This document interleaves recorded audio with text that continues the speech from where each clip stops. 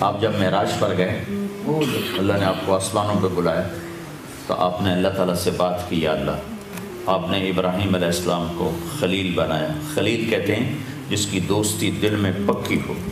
موسیٰ علیہ السلام کو کلیم بنایا۔ کلیم کہتے ہیں کہ اللہ اور موسیٰ آپس میں بات کرتے تھے۔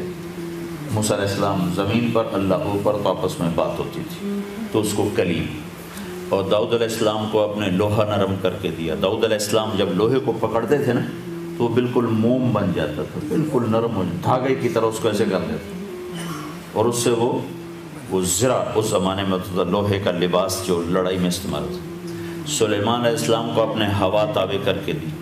سلیمان علیہ السلام تخت پر بیٹھتے تھے تو ہوا اٹھاتی تھی۔ اب تو جہاز ہوتے ہیں، کبھی لیٹ ہو، کل میرے سر درد کی ایک وجہ کہ 20 گھنٹے مسلسل سفر، 5 گھنٹے جہاز لیٹ ہو گیا، پونا گھنٹہ تمہارے اوپر لندن پہ چپ پھرتا رہا، تو وہ ایک دم پیچھے سے بھی جاگے ہوئے، تو سلیمان علیہ السلام کے تخت کو ہوا اٹھاتی تھی، اور نہ کوئی آگے ونڈ سکرین ہے، اور نہ اس کے کوئی پر ہیں، ہوا اس کو لے کے چلتی تھی۔ جہاں چاہتے تھے اتر جاتے تھے، جہاں چاہتے تھے اٹھا کے لے جاتی تھی، ہوا ان کے تابع ہو کے چلتی تھی۔ تو اس کی مناسبت سے ایک ایسے واقعہ یاد آ گیا۔ ایک دفعہ مچھروں نے آ کر سلیمان علیہ السلام کی خدمت میں عرض کی، جناب یہ آپ کی ہوا بہت تیز چلتی ہے، ہمیں اڑا دیتی ہے، تو مہربانی کریں ہماری خوراک بھی لینا ہمارا فرض ہے، تو ہوا کو کہیں ذرا نرم چلا کرے، آہستہ چلا کرے۔ سلیمان علیہ السلام نے فرمایا تو ٹھیک ہے بھائی، اس کو بھی، مجرم کو بھی بلاؤ، ملزم کو بھی بلاؤ۔ تو جب ملزم آیا، ہوا آئی تو مچھر آپ پہ اڑ گئے، تو مچھر آپ پہ اڑ گئے۔ تو ہوا ایسے تابع تھی کہ تخت اٹھاتی تھی اور یوں لے کے چلتی تھی۔ اور پھر آپ نے کہا، یا اللہ آپ نے عیسیٰ علیہ السلام کو مردہ زندہ کر کے دیے۔ عیسیٰ علیہ السلام مرے ہوئے کہ کہتے اٹھ جا، تو وہ زندہ ہو کے بیٹھ جاتا تھا۔ تو آپ نے کہا، یا اللہ مجھے کیا دیا ہے، میرے لیے کیا ہے؟ تو اللہ تعالیٰ نے فرمایا، میرے محبوب تجھے وہ دیا ہے جو کسی کو نہیں دیا۔ تو آپ نے پوچھا، یا اللہ وہ کیا ہے؟ کہ وہ یہ ہے کہ قیامت تک تیرا میرا نام اکٹھا رہے گا، الگ نہیں ہو سکتا۔ لا الہ الا اللہ کے بعد کیا ہے؟ الگ نہیں ہو سکتا۔ اب کی زندگی کیسے گزارنی ہے؟ تو اس کے لیے ہے محمد الرسول اللہ صلی اللہ علیہ وسلم۔ آپ کی پوری زندگی کھلی کتاب کی طرح ہمارے سامنے موجود ہے۔ اس کے پیچھے پیچھے چلو، پھر چاہے لندن میں رہو، چاہے نیو یارک میں رہو، مدینہ میں رہو، دلی میں رہو، لاہور میں رہو، اللہ کی رحمت آپ کے سر پر ہے۔ لیکن اگر میرے حبیب کی زندگی سے بغاوت ہو گئی تو مکے میں رہنا بھی نجات نہ دلا سکے، اور مدینے میں رہنا بھی نجات نہ دلا سکے۔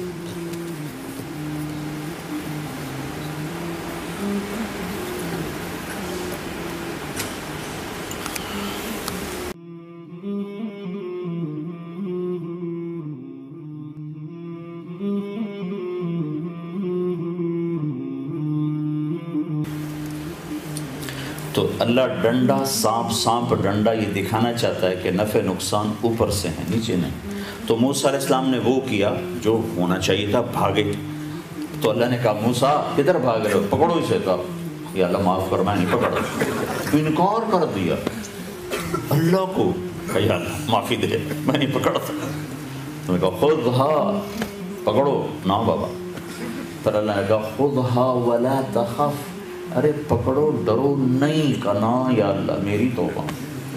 تیسری دفعہ اللہ نے کہا خذ فإنک من الآمنین، جو کہتا ہوں کر لو، میں گارنٹی دیتا ہوں کچھ نہیں ہوگا۔ اللہ کی گارنٹی پر کھڑے ہوئے، یہ گارنٹی اللہ آپ کو دے رہا ہے کہ بازار میں وہ کرو جو میں کہتا ہوں، جاب میں وہ کرو جو میں کہتا ہوں، گھر میں وہ کرو جو میں کہتا ہوں۔ اگر نقصان ہو تو میں گارنٹر ہوں، کیونکہ نفع تو میری طرف سے آنا ہے، نقصان تو میری طرف سے آنا ہے۔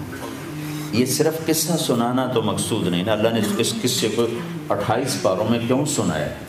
کہ سب سے زیادہ خرابی یقین لا الہ الا اللہ میں آتی. تو موسیٰ علیہ السلام کھڑے ہو گئے. اب یہ بھی نہیں کہا بھی چلو پیچھے سے تم پکڑ لو, کا منہ میں ہاتھ ڈال منہ میں. اس نے منہ ایسے کھولا ہوا تھا. موسیٰ علیہ السلام بیچارے کہاں پر ہے, تو کپڑا ساتھ ایسے ہاتھ پہ لپیٹ لیا ایسے کرتا. اللہ نے کہا یہ کیا کر رہے ہیں؟ کہ اللہ مجھے ڈر لگتا ہے. تو اللہ تعالیٰ نے کہا تیرا ڈر تو نکالنا چاہتا ہوں, اور کیا کر رہا ہوں, چل کپڑا اتار. یہ کپڑا تمہیں بچا لے, یہ تو سارا تمہیں نکل سکتا ہے. تو موسیٰ علیہ السلام نے ایسے ایسے ایسے ایسے ہاتھ بڑھائے, ہاتھ کہاں پر ہے. تو وہ کانپتی کانپتی انگلیوں نے ایسے منہ کو ٹچ کیا تھا کہ دوبارہ وہی ڈنڈا اللہ نے ہاتھ میں پکڑا. نیا نہیں, وہی 10 سال پرانا وہی. کہ موسیٰ ساری کائنات تیرے رب کے سامنے اس ڈنڈے کی طرح ہے. جو تیرا رب چاہے گا کر دے گا, جو تیرا اللہ چاہے گا وہ ہوگا, جو نہیں چاہے گا نہیں ہوگا. یہ لا الہ الا اللہ ہے. کہ بھائیوں بہنوں, اپنے گھر میں اور تم باہر اپنے دفتر جاب میں وہ کرو جو اللہ چاہتا ہے. جس چیز سے اللہ نے روکا ہے رک جاؤ. کہیں نقصان ہوگا, ہونے دو. نہیں ہوگا ضمانت دے رہا ہے اللہ. اگر ہو جاتا ہے تو اللہ کے ذمہ ہو گیا. انشورنس کمپنی ہے کہ نہیں ہے؟ تم کتنے مزے سے, کوئی گل نہیں جی, ٹکر ہو گئی تو نمی لگ جائے گی. تو یہاں کی انشورنس پر تم بے پرواہ ہو جاتے ہو, تو اللہ کی انشورنس پر بھی تو بے پرواہ ہو جاؤ. کہ صرف یہی زندگی تو نہیں ہے نا, آگے بھی تو ہے. تو اگر تمہیں گھاٹا نقصان ہوتا ہے تو اللہ کی انشورنس کمپنی موجود ہے, کئی گنا کر کے واپس ملے گا. یہاں نہ بھی ملا تو آگے جو آؤ تو صحیح.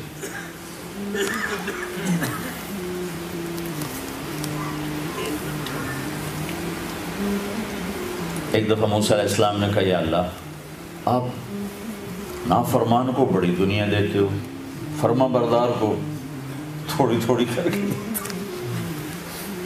ایک دفعہ میں, بہت پرانی بات ہے, کوئی بڑے اللہ کے نیک ولی تھے, میں ان کے پاس بیٹھا تھا تو ایک صاحب آئے, کہنے کہ حضرت اللہ دعا کرو اللہ رزق حلال دے, تو بہت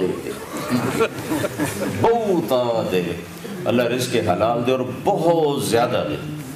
تو آگے وہ بزرگ تھے, اردو نہیں بولتے تھے, پنجابی بولا کرتے. انہوں نے بڑے بھول پان تھا نا کہ 40 سال پرانی بات ہے پر ایسے ٹکی ہوئی ہے. کہنے لگے بھائی حلال تھا تھوڑا ہی ملو.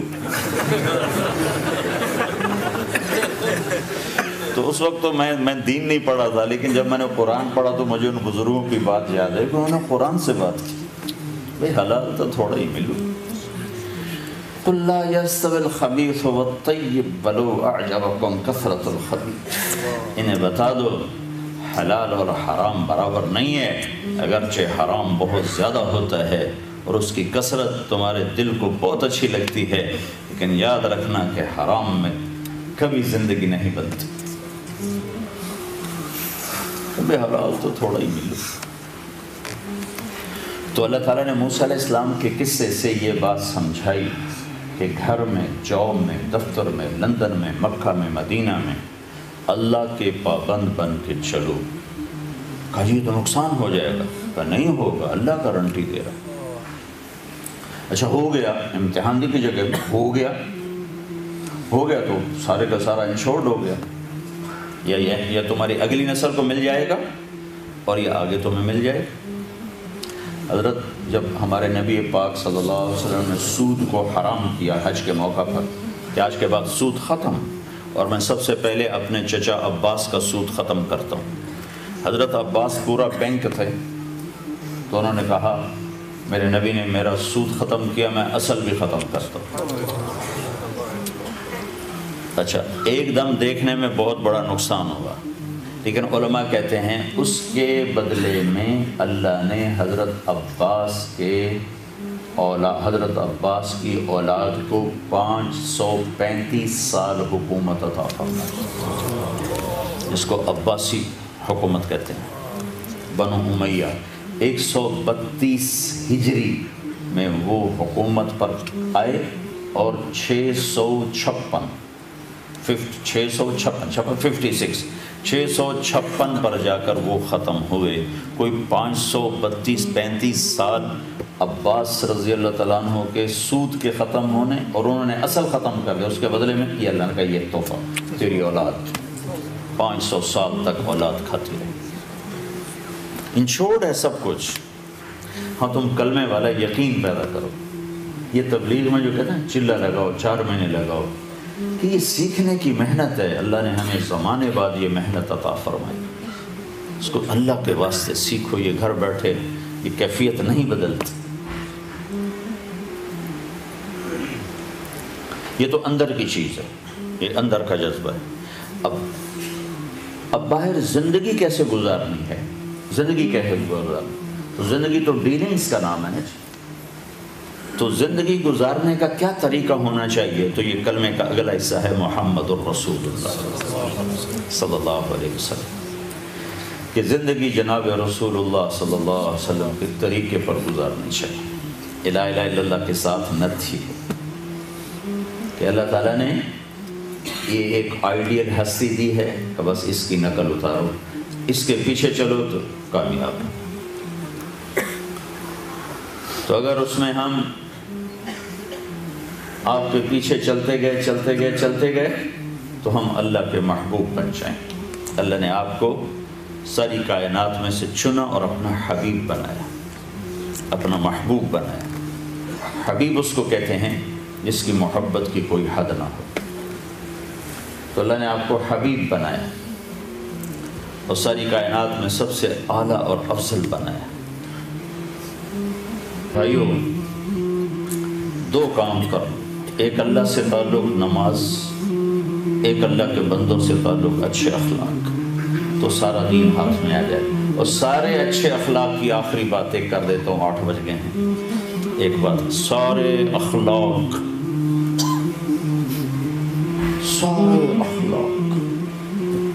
جس پر ایمان مکمل ہوتا ہے۔ پہلے آپ کو اخلاق کی طاقت بتاؤں کہ سہنا، برداشت کرنا، جھک جانا، اس کی طاقت کیا ہے۔ میرے نبی نے فرمایا ایک آدمی ساری زندگی تہجد پڑھتا رہا، سویا نہیں، اور ساری زندگی روزے رکھتا رہا، کھایا نہیں، یہ فزیکلی ان 2 چیزوں کو جمع کرنا ناممکن ہے، ناممکن۔ عبداللہ بن زبیر تھے، 8 راتیں نہ سوتے نہ کھاتے تھے، 8 دن کا روزہ رکھتے تھے۔ سن رہے ہو؟ آج روزہ رکھا تو 8ویں دن افطاری کرتے تھے، نفل روزہ، نفل، لیکن 9ویں دن وہ بھی بے بس ہو جاتے تھے۔ ٹھیک ہے، تو فزیکلی اگر کوئی آدمی یہ کر لے کہ زندگی بھر رات کو تہجد سوئی نہیں، دن میں روزہ کھائی نہیں، تو اس عبادت پر وہ کہاں پہنچے گا، کس مقام پر پہنچے گا؟ لیکن میں اپنے نبی کی سن لو کہ جس کے اخلاق اچھے ہوں گے وہ اس سے بھی آگے پہنچے گا۔ کھاتے رہو، سوتے رہو، پیتے رہو، ہنستے رہو، کماتے رہو، اخلاق اچھے کر لو۔ اچھا، سارے اچھے اخلاق آپ کے قابو میں آ جائیں، ایک کام کر لو، ایک، صرف ایک۔ میرے نبی نے فرمایا معاذ تمہیں سارے دین کا خلاصہ بتاؤں، سارے دین کو بریف کر کے بتاؤں، ایک چیز سارے دین کو ایک چیز میں بند کر کے بتا دوں، ایک چیز میں۔ کہیں گے جی کیا؟ تو مجھے دیکھو، آپ نے ایسے کیا،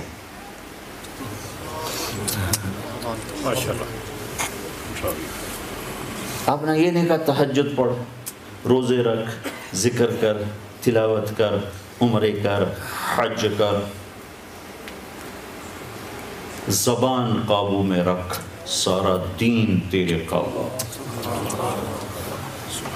کوئی عورت زبان قابو میں رکھ لے، کوئی مرد زبان قابو میں رکھ لے، کسی طرف سے، کوئی بیوی کی طرف سے ہے، بیوی کو خاوند کی طرف سے ہے، بھائی کو بھائی کی طرف سے ہے، دوست کو دوست کی طرف سے ہے، اگر زبان بند ہے اور قابو ہے، رب ذوالجلال کی قسم کوئی آپ سے آگے نکل نہیں سکتی۔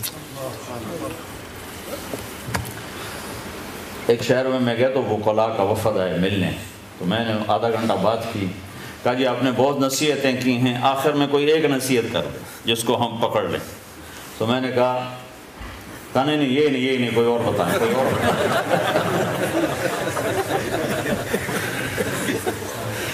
میں نے وہی کیا جو میرے نبی نے عمل سے کہا. میں نے کہا بس یہ نہیں یہ نہیں کوئی اور بتائیں کوئی اور بتائیں.